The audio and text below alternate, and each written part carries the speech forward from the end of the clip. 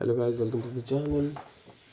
सो हम जो है जेरी फॉडर के बारे में हमने पढ़ा। हमने इसकी लैंग्वेज ऑफ थॉट हाइपोथेसिस के बारे में पढ़ा कि क्या है वो।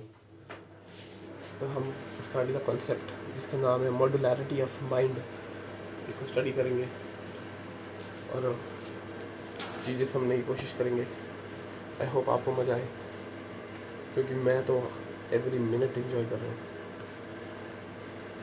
मैंने इतना बोला मेरे को पसीने आने लग पड़े।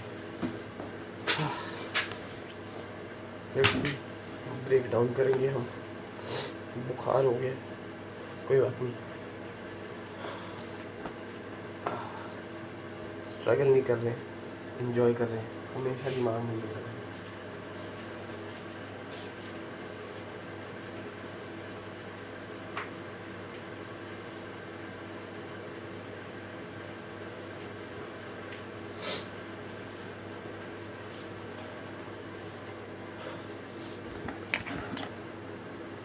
यार पानी खत्म हो गया। गाइस रुको, मैं पानी लेके आया।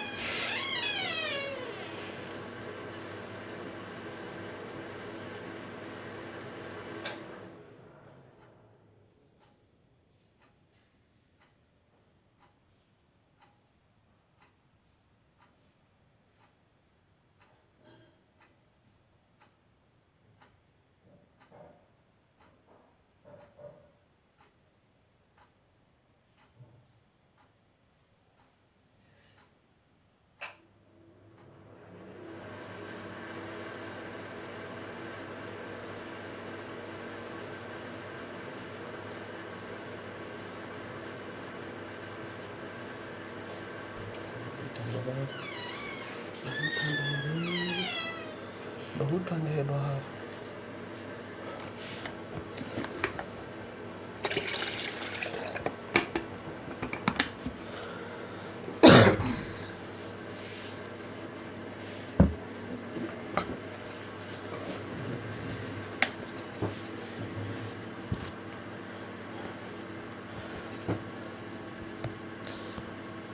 नाम है इसका modularity of mind. What is this? Let's study.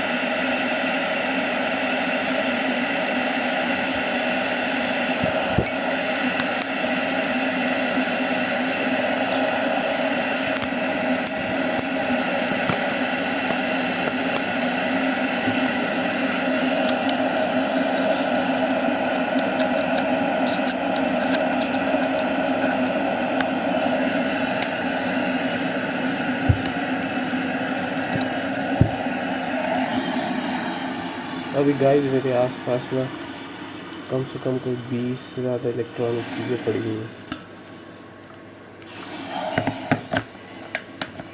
कोई बात नहीं, गर्मी बड़ी हो गई है यार। तो अंदर मतलब बॉडी के अंदर गर्मी हो गई। तो ये मॉड्यूलैरिटी ऑफ माइंड नाम की चिड़िया क्या है? चैट जीपीटी में जाके हम इसको पढ़ेंगे, डिकोड करने की कोशिश करेंगे कि ये बोलना क्या चाहता है। मॉड्यूलैरिटी ऑफ माइंड, ऊ का होवे मॉड्यूलैरिटी ऑफ माइंड।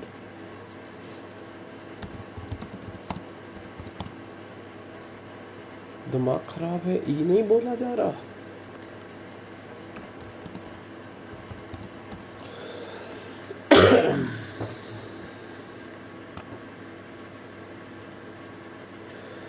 अब चलो स्टार्ट करते हैं। ये वही कॉन्सेप्ट है जो जेरी फॉडर भाई साहब ने दिया था। न्यूयॉर्क में पैदा हुई जूस औलाद, ठीक है। भाई साहब ने 1983 में बुक लिखी थी मॉड्यूलैरिटी ऑफ माइंड। अब इसमें इन्होंने क्या बात की थी? इन्होंने बात की थी कि तो हमारा जो दिमाग है ना, ये कंसिस्ट करता है स्पेशलाइज्ड स्लैश इंडिपेंडेंट मॉड्यूल्स। हमारे दिमाग में स्पेशलाइज्ड और इंडिपेंडेंट मॉड्यूल्स हैं, ठीक है। और ये जो हमारे मॉड्यूल्स हैं, इनका एक डेडिकेटेड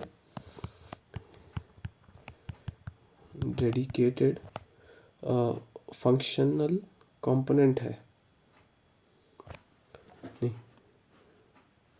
स्पेसिफिक कॉग्निटिव फंक्शन है, डेडिकेटेड कॉग्निटिव फंक्शन है, ठीक है, पहला।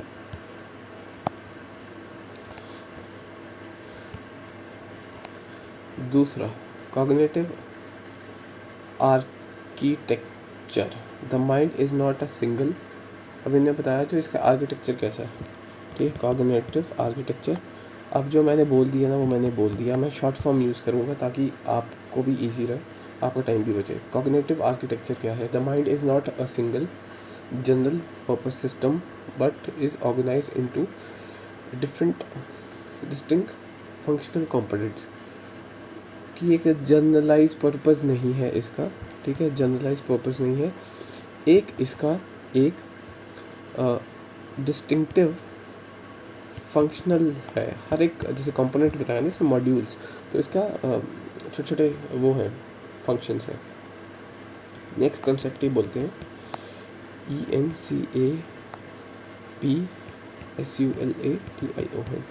ENCAPSULATION, encapsulation.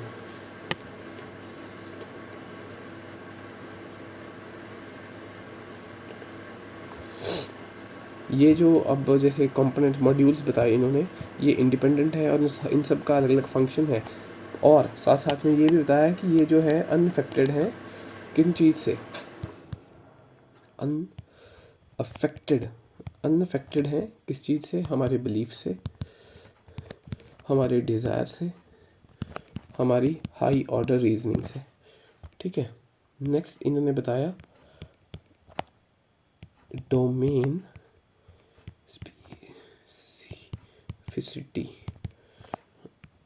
स्पेसिफिसिटी के बारे में ये बात करें कि क्या है। Each module process a specific type of information.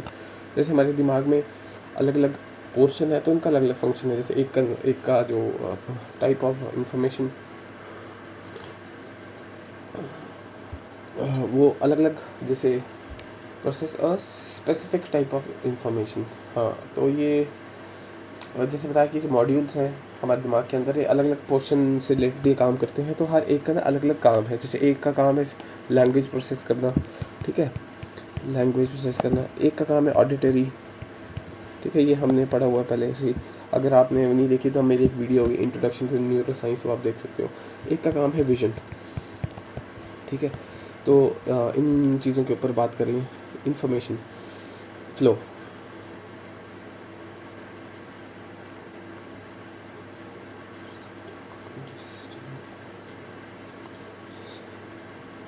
Information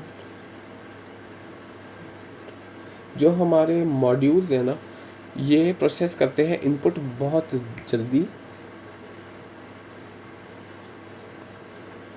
और ये जो रिज़ल्ट प्रोड्यूस करते हैं ना बहुत जनरल कॉग्निटिव सिस्टम में और सेंट्रल प्रोसेस की तरह करते हैं।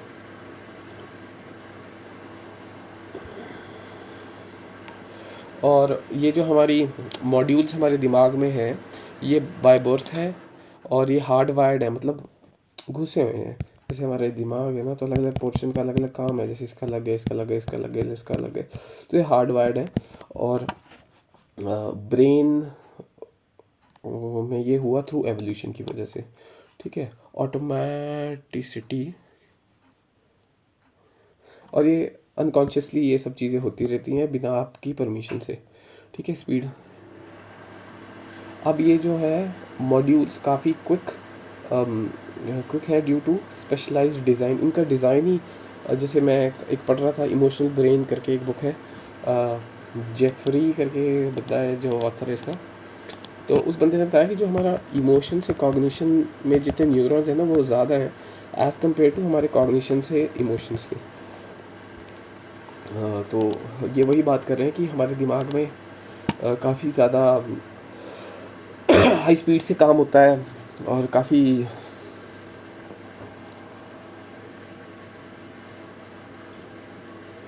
जो हमारे मॉड्यूल्स हैं वो एक स्पेसिफिक ब्रेन रीजन में काम करते हैं, लिमिटेड आउटपुट आती है, ठीक है। एग्जांपल ऑफ मॉड्यूल, जैसे आपका विजुअल रिप्रेजेंटेशन, क्या क्या फेस रिकग्निशन, जैसे मॉड्यूल्स के एग्जांपल इन्होंने दिए। एक है आपका मोटर कंट्रोल, जैसे हमारी हाथों पैरों की मूवमेंट। फिर आएगा हमारा मॉड्यूलर सिस्टम, सेंट्रल प्रोसेसिंग कैसी होती है। No modular system handle reasoning, decision making and integrating information from various module. Non modular system, जो हमारे नॉन मॉड्यूलर सिस्टम है, हैंडल क्या क्या करते हैं। नॉन मॉड्यूलर सिस्टम इनने बात की ना, जैसे हमारे नॉन मॉड्यूलर सिस्टम NMS, ये हमारे दिमाग में कुछ सिस्टम्स मॉड्यूलर्स हैं जिनका काम है रीजनिंग, ठीक है। एक का काम है हमारा डिसीजन मेकिंग, एक का काम है हमारा जैसे इंटीग्रेटिंग इंटीग्रेटिंग इंटीग्रेटिंग एक का काम है हमारा information from various models. Evidence of modularity, study of neuroscience, psychology and cognitive science ने हमें ये चीज़ बताया कि that some brain areas are specialized for certain task.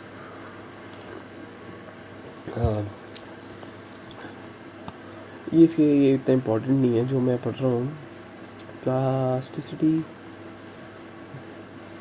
बस ये यही कॉन्सेप्ट है। आई होप आपको ये वीडियो अच्छा लगे। मैंने न्यूरो साइंस नहीं पढ़ रखी, पर मैं क्यूरियस हूँ और मेरे को लगता है क्यूरियोसिटी ही बहुत होती है न्यूरो साइंटिस्ट को पीछे छोड़ने के लिए। तो हम पढ़ेंगे और देखते कौन रुकता है हमें, नई नई चीज़ें एक्सप्लोर करेंगे। थैंक